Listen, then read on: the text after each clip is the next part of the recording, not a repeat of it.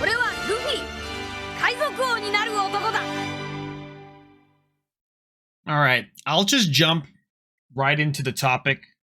And it's not really about the thumbnail, but it's a little bit of a clickbait, but it's involved. It's involved. So, can the price of cards affect the meta?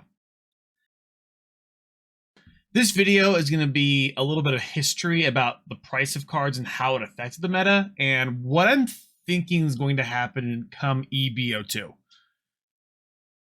A little bit of more brief history. In One Piece card game in EBO1 about a year ago, they had these hit rates that were pretty good. What a hit rate is, just how many of each card you expected to see in a case or a box. And in EBO1, the pull rates were good. You can get 3 hits in a box. They actually said they were maybe a little bit better than what they expected. And it was amazing. If you opened up a whole case, you can get a total of 10 Bon Clays, 8 regular, and 2 of the alts. But apparently in EBO2, the pull rates are bad. Apparently it's 2 hits and then very rarely a 3rd hit, which means actually you can get like 4 secret Luffys of this new Luffy in a whole case, which is literally quite cut in half, right? And the main reason I wanted to even talk about this was because of EBO2 pull rates. I do want to say I haven't had a case of EBO2 yet. So what I could be saying, it could be wrong. This is just what's being talked about online. And with the meta, right? Of course, you would think, the price of cards wouldn't actually affect what people play. But that's quite the opposite, right? If a deck's too much, you're not going to play it.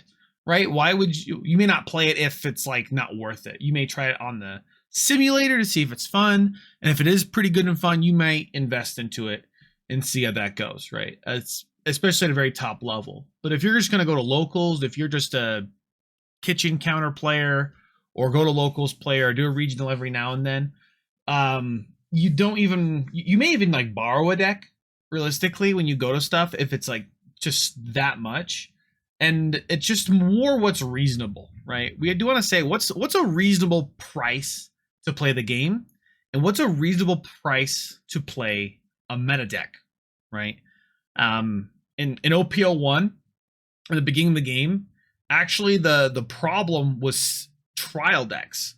They had good cards in all the trial decks, and even the base rated trial decks would sometimes go for $20, $30, $40, $50 each. To play a red deck, you needed to get 2 trial decks, and that was a big issue, and it actually ended up being an issue for quite a long time until OPO6, where they did reprint a lot of the trial decks and people weren't so upset about it. But there was a very long time where trial decks were actually very expensive because the cards are in there, and you could even say, even the newer trial decks have a decent price on them, especially the bricks for like green and purple. Right. And so back then, we were kind of comparing the game in OPO1 to other games, and we thought, $100, $200 was actually extremely reasonable compared to most other games like Flesh and Blood, Magic the Gathering, and you could still say that today's prices are still very, very reasonable for One Piece card game. Right, especially for the base rarity of things, right? Because we're going off of base rarity for this kind of video. I know max rarity will affect quite a bit actually for other things, but and there's also another thing, right? Promos affect a deck price quite a bit. One of the first early promos that were released were these red promos that you would only get from a tournament. And they contain things like Sunny or Gordon or this new law, right? They were film cards and they were okay. These things, they were just handed out at locals and you could sell them for $20 each. And the longer you hold on to those, the more expensive they got, especially if you pieced apart and then sold it when everything peaked. If you did that in maximization, you could have probably sucked out like $80 per one of these. If you were min-maxing it and you knew the future, right? But promos were a big thing. I think a big promo that was a big deal was Jinbei. It came out a little before OPO2, but wasn't legal until OPO2, where it can bottom deck a 3 cost if it died. That's in a trial deck now, and it's just not relevant at all. However, back then, oh boy, these were so relevant, and they were going for $80 each. So just to play a Blue Doflamingo deck, and that wasn't the most popular deck really out there, unfortunately. It was it cost you at least like $300 just to play the base of those cards, and then the rest, which was obviously not free, right? So now you're playing like $500+ decks, which are a little silly in that scenario, right? Secret rares were never a problem until Katakuri. That's pretty quick. OPO3, only 3 sets in. We had 6 months without Katakuri. Katakuri came in. It was a good card, but as more and more good yellow decks where people had to stall out, especially when OPO5 came out for Enel. Oh my god. Katakuri, you needed to play 4 of these for that deck, 4 of those for this deck. It was just a fairly good card that dealt with, quite a bit. And so, I mean, at their peak, they were selling for anywhere near $80+ bucks. I remember buying, an extra playset because I needed some for whatever deck, right? They did end up getting reprinted in a PRB, but that was, almost a year later, right? So that was the first thing, and where secret rares were starting to get really expensive, just depending on what the card was. When OPO5 rolled around, this is where Sakazuki just kind of took a chokehold. Now, secret rare Katakuris were, they were expensive.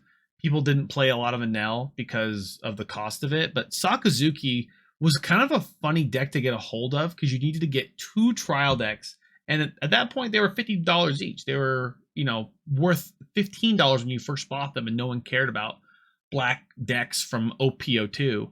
But come OPO5, everyone needed 2 of those so they can play 4 of their Hina, and the deck was like supreme, right? Other than that, the deck wasn't too expensive, but people didn't want to get the trial decks, so they weren't willing to play that. So that's another thing where like sometimes the meta was a little dictated, a little bit, but it wasn't deterred enough to play a ton of these decks. But I will say in OPO 6.5, pretty much after EBO1 came out last year, guys, pre-Sakazuki ban, whatever, right? Once that came out, we had access to Bonclay.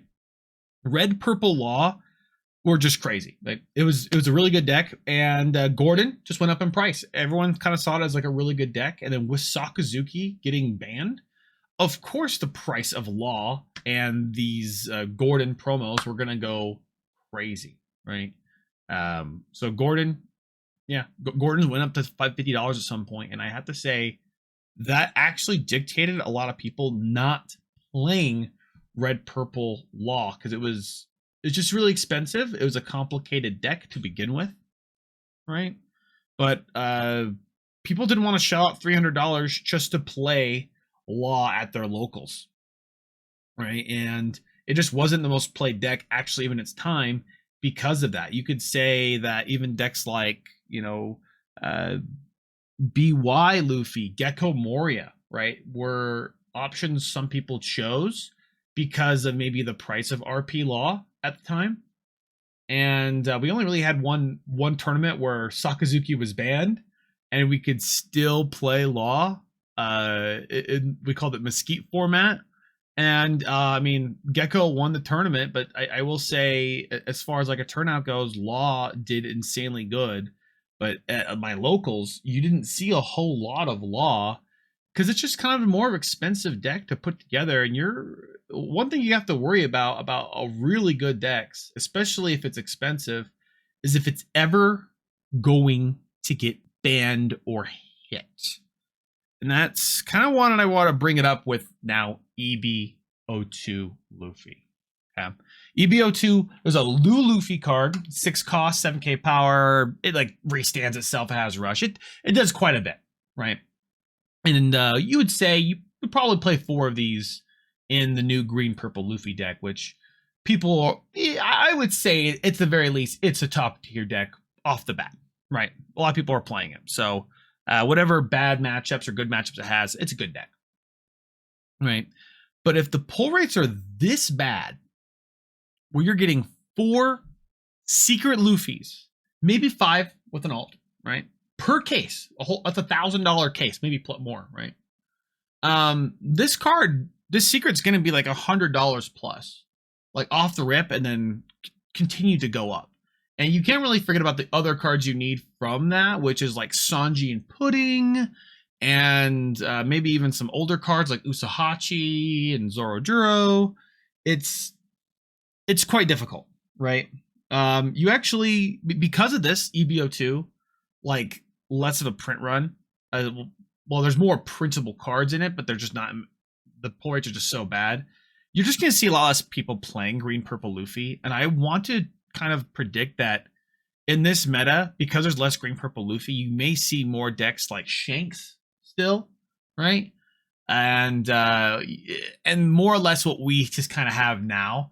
Obviously, I'm jumping into Vegapunk and a little bit of a shill, guys. I'm making a full Vegapunk guide on my Patreon. I've already made it. It's an ongoing guide as I go through and have to make any edits with that, right? Which I am making edits with it like every week.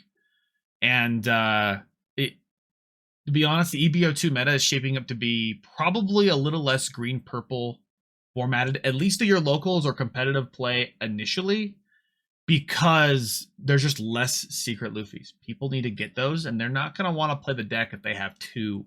If they have 3, maybe they will, but 4, they have to do that, and it's going to cost them quite a bit, and they may just prefer to play Rob Lucci, which is a little easier to get, Shanks, which they probably already have, and any other, specific deck going forward, which, may not be great.